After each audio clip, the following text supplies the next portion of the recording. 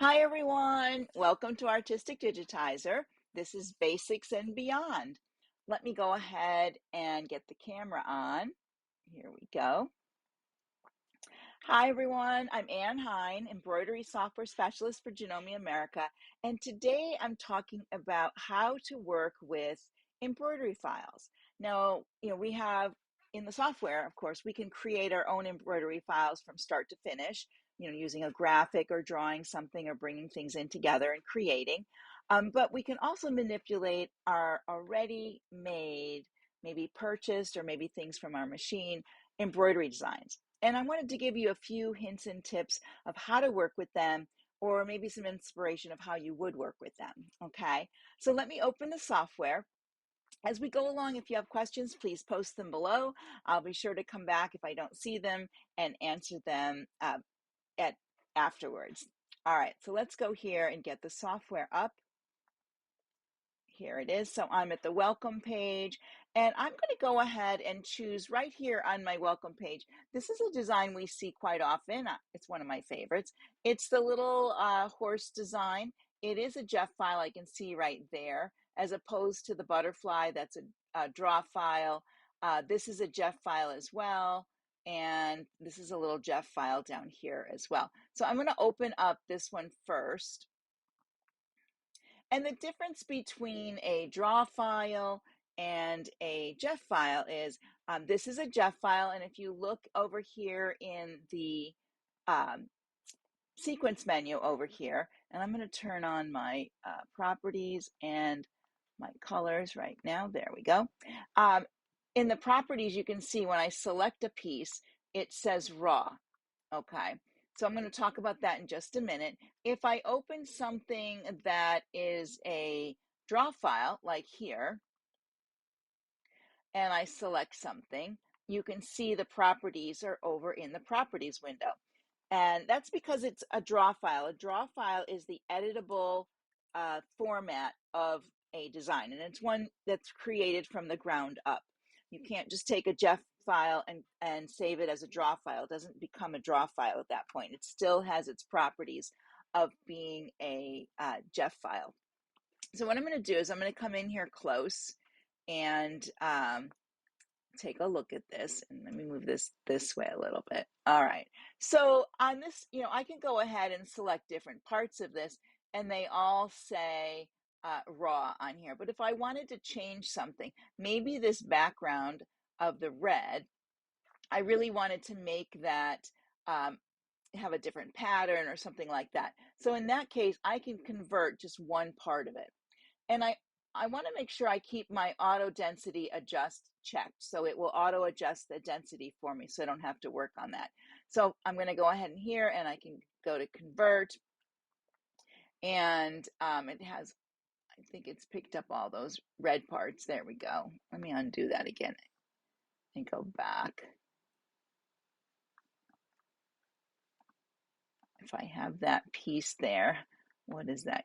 That's just that part. I'm going to convert it to curves. And then I can come in here and I can pick a pattern, and maybe I want that to have that type of a pattern there. Let me do the bottom part, convert that, and I can make it have a pattern. So I can change, and this one needs the direction change because I can't see the pattern. So I'm going to go to stitch flow. There's direction. I just need to put a little line in here. There we go. And maybe I turn it a little bit this way. So it's the same, kind of the same up there. There you go. So you can make changes to the pattern. At this point, because I've converted it, I can change the density here of it myself. I can make density changes right there. So if there's anything I need to change that way, I could do it. On this outer part, if I wanted to work with that there, I would convert it to curves. I would convert it to curves.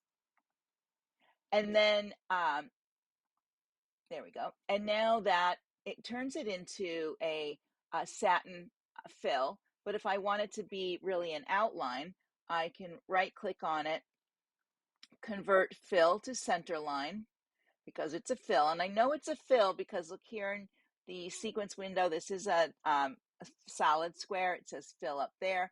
And for me to make this a center line, if I want to work with it as a center line, I could select it again. Now it's an outline and it's a satin serial. From there, if I wanted to make it a run line, I could. And then if I wanted to add a decorative stitch around my pony, I could do that also. So I could make changes like that. You do need to select the part that you want. You don't have to convert the whole thing, but you can if you want. So that's working with just converting parts of it. If I brought in the pony again, I'm going to go back and get him on my welcome page. I'm going to open him again. Actually, I'm going to open the Jeff that's down here. So if I open this up, and I'm going to select the whole thing, and I decide that I want this to be larger.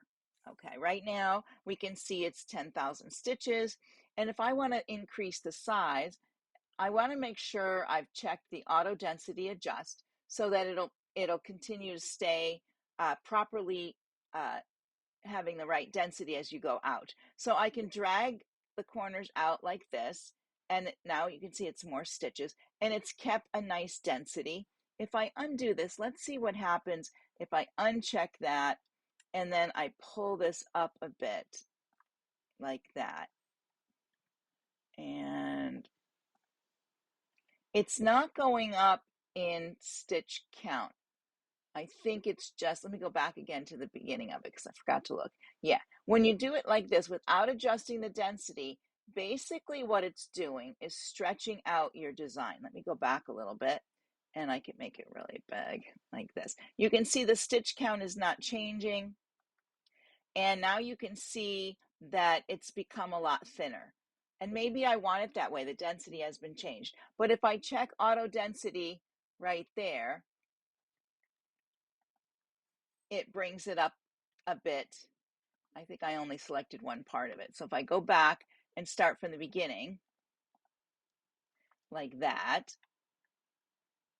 and I select my auto density, you can see now when I make it bigger, the stitch number will change at the bottom, and it will be more like when you first used it. Okay. I didn't convert this. I just resized it or scaled it and had it change the stitches. Before, I was just resizing, and there is a difference. Someone was talking to me about that the other day, saying the difference between, we say resize it, and you have to think about that. I can resize this, yes. Let me just select it again, and I'll turn off the auto density. If I just resize this, that means make it larger, like this. It doesn't change my stitch count. Okay, it does change, how big everything is, and as it gets pulled out further, it will be more stretched out between the stitches, and you can see there's gaps now in there. So that's resizing. If you resize, it's like in our machine, we can resize up 20% or down 20%.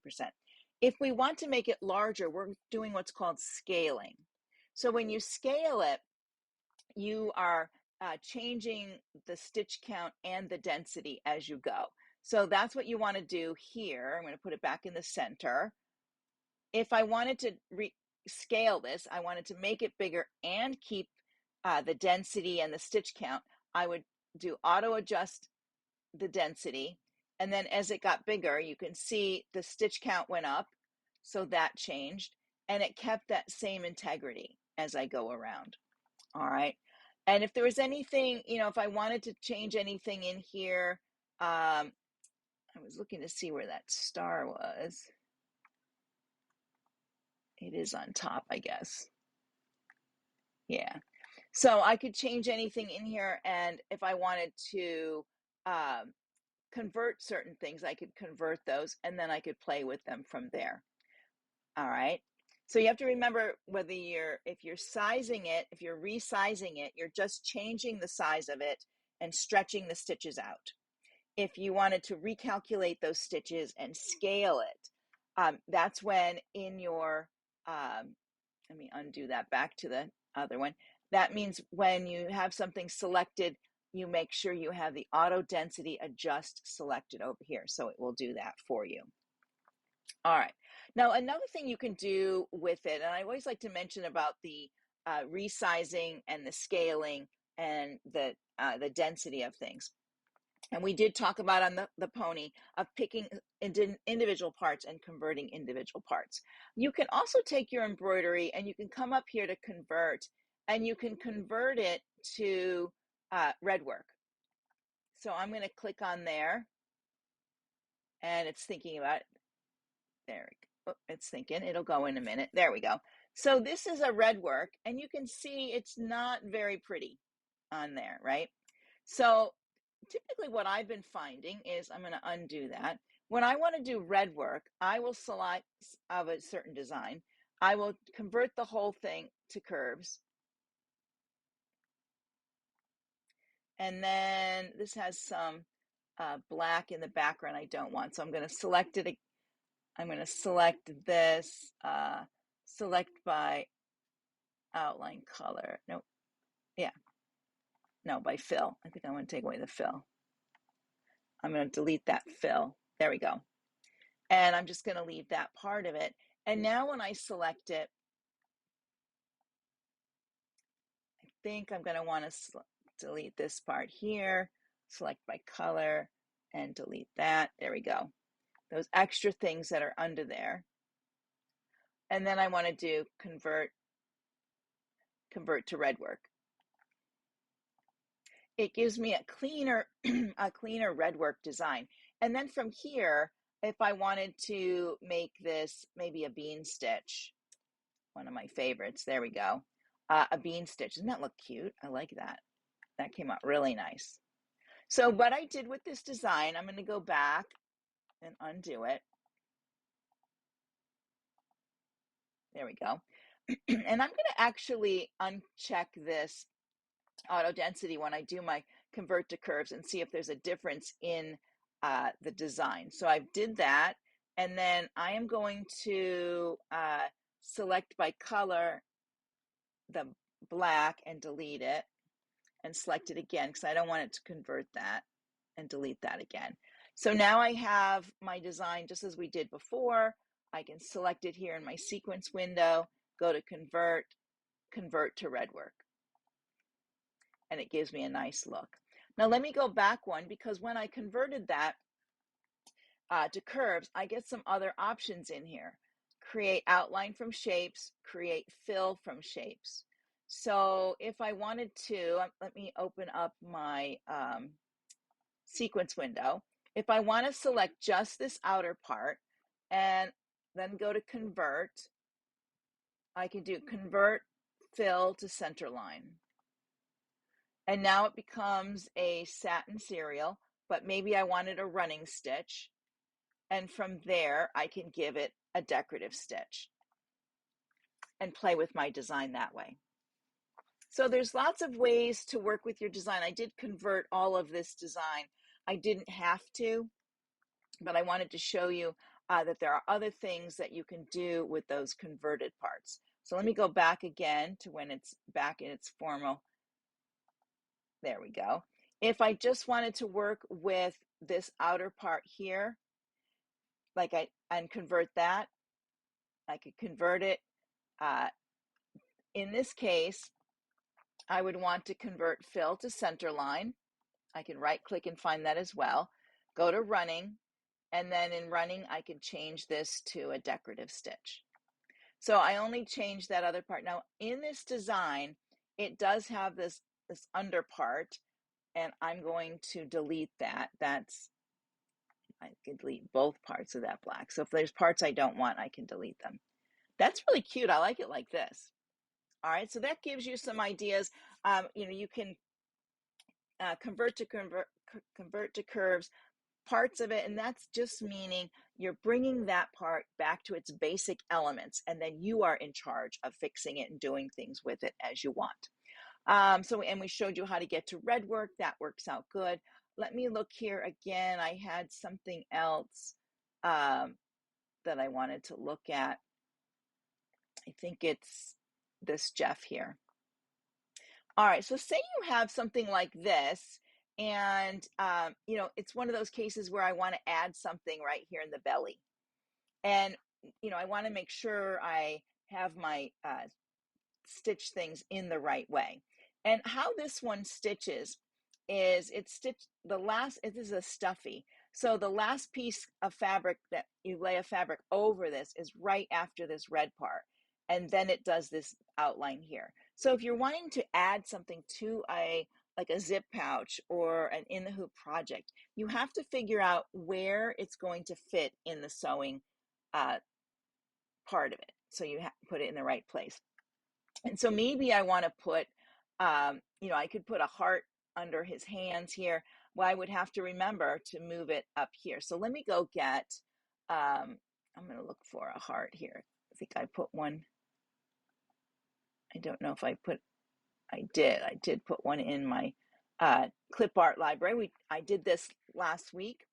So here we go. I'm going to make a little heart here like that. And I'm just going to bring it over here and set it kind of in here and move it down till I get it to about the size I want. Now, in stitching this, this has to go before his hands. Can you see that? I want his hands on top. So what I'm going to do is select this and I'm going to move up, and then where his hands are, then I'm going to put in the heart. So it's going to stitch this heart and then his hands. And we could make this, I could delete the inside of this. I'm going to make that heart a pink color. There we go. So it doesn't compete with the other, with the red that's in there.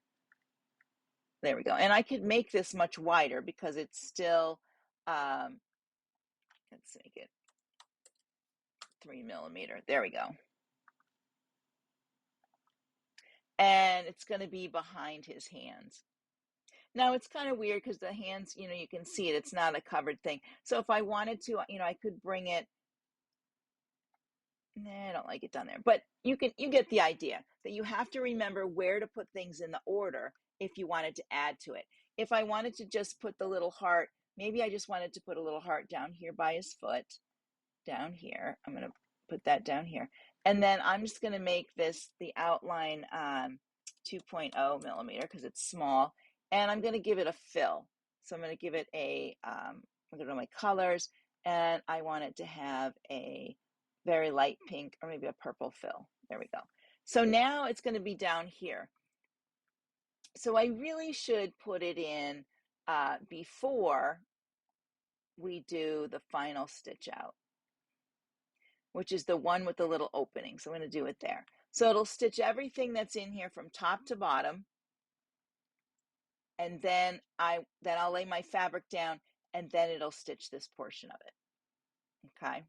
So just something to remember about the order of putting things in line. Okay, so let's see. We talked about sizing, working with, let me find one more design. I'm going to open another one. I think I need to go to my Finder. Here it is. This is my key fob. So I'm going to copy this. And then I'm going to come in here to a new page and paste it. So this is a little key fob. Let me put it in a smaller hoop as well because it doesn't need to be in a big hoop. Again, this is one of those things. It's an in the hoop project, and it's going to stitch a placement line and then a tack down. Let me undo these. Let me ungroup this so we have a better way to look at them. There we go. So this is the outer bounds. You want to make sure your fabrics are going at least out to there, and or the I'm holding down a fabric. It's going to stitch the inner part, and the last part is this outer outline. So if I wanted to put a name in here, I would want to do it after I do this. I'm layer. You can either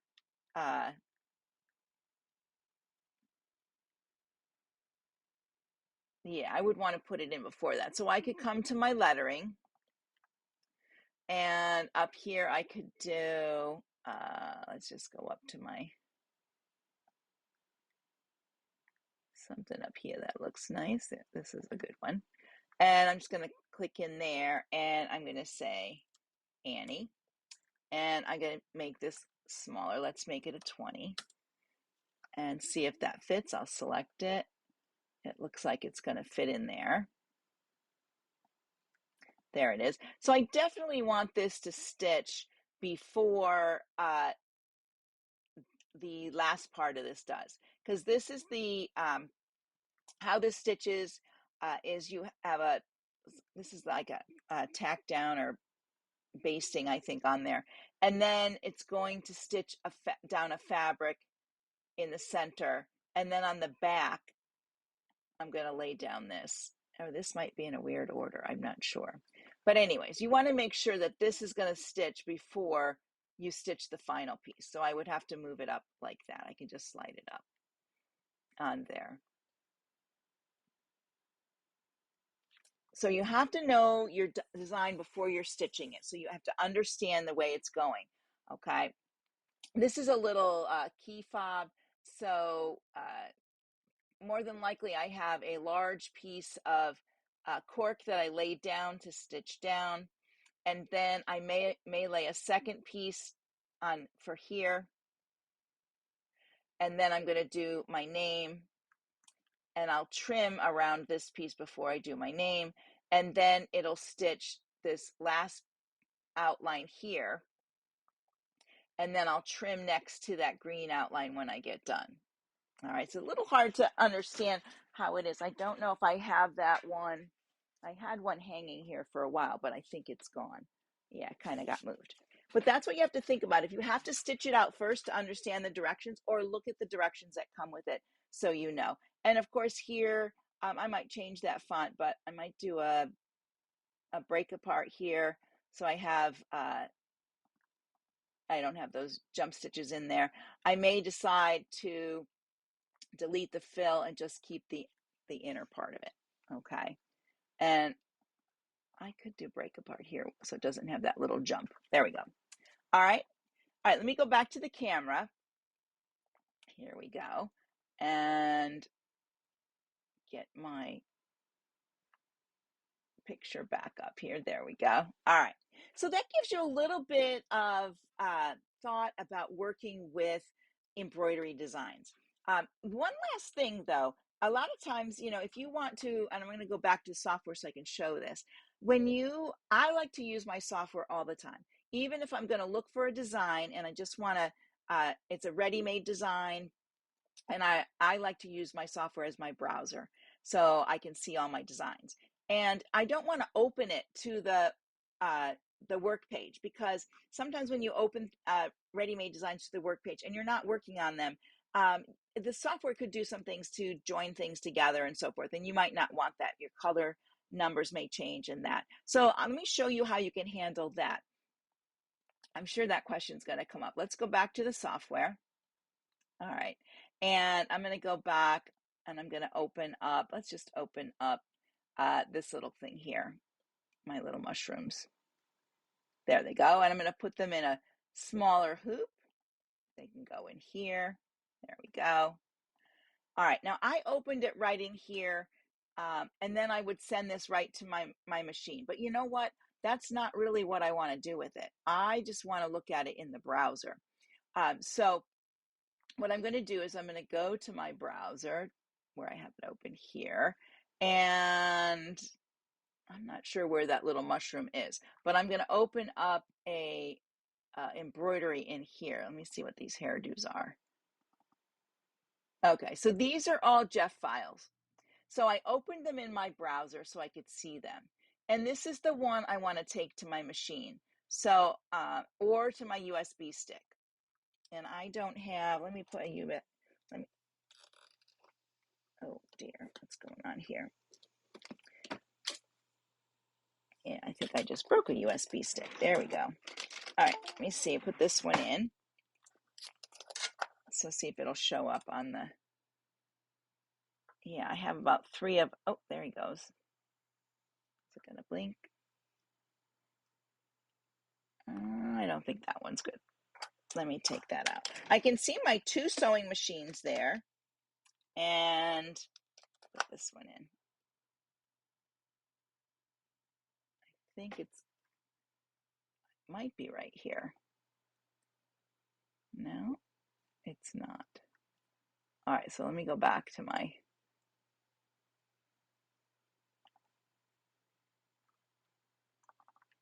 All right, so this is the one I want, and I want to take it to my machine. If my USB stick is here, I would open that up.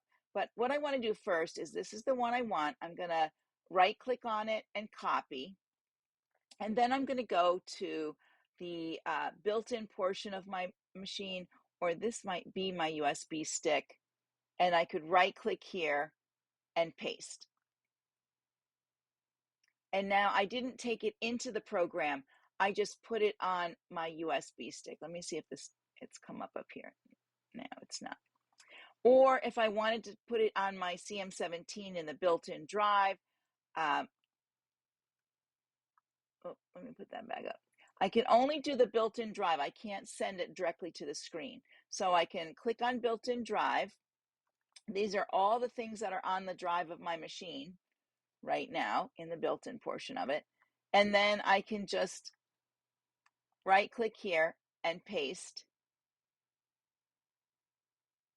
And there's the design on in my machine now, right there. So you don't have to open up. The point I'm trying to make is you don't have to open it to the work page.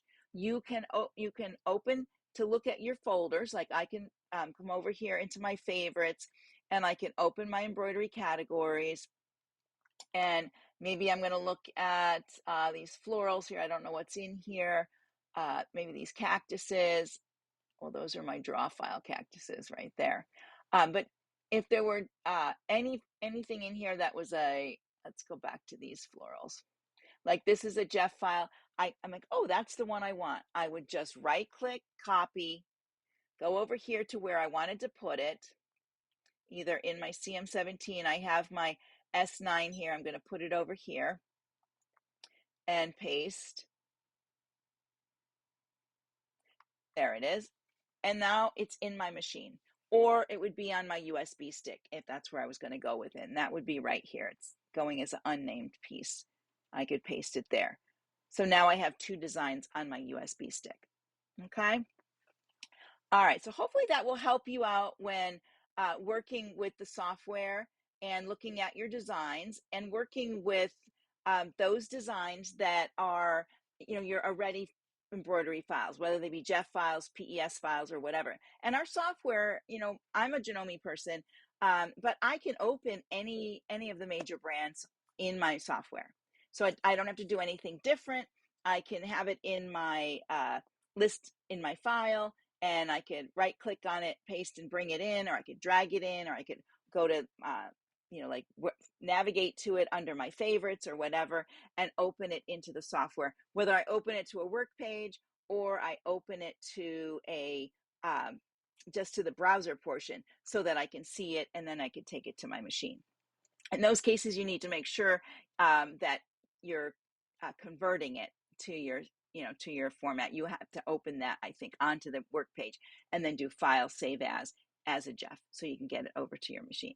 All right. So hopefully that'll help you with working with your designs. If you have further questions, just post them below. I'll be back to answer those. I'll be back next week. And I think what I'm doing is name drop. Okay, I think that's on my list. I'm going to take a look at that. Sometimes it changes, but if you haven't played with this feature, I'm going to show you the name drop feature. All right, everybody, thanks for joining me. Have a great day, and we'll see you again. Bye for now.